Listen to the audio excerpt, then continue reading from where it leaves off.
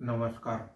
कालच्या घसरणीनंतर आज सकाळी शेअर मार्केट सुरू झाल्यावर सेन्सेक्स जवळजवळ 500 पॉईंटपेक्षा जास्तनी वर होता.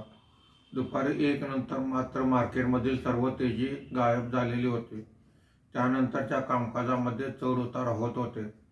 आज मार्केट बंद होताना सेन्सेक्स हा फक्त 50 पॉईंटनी वाढून 82,276 वर बंद झालेला आहे. निफ्टी हा 58 पॉईंटने वाढून 25,482 वर बंद झालेला आहे. काल IT इंडेक्समध्ये घसरण झाली होती, मात्र आज सुधारणा झालेली आहे. आज BSE IT इंडेक्स 1.39% वर आहे. BSE metal index 2.64%, BSE auto index 1.82% वर आहे. BSE टेलिकॉम इंडेक्स 0.97% खाली आहे. Nifty mid cap index 0.58%, Nifty small cap index 0.94% वर आहे.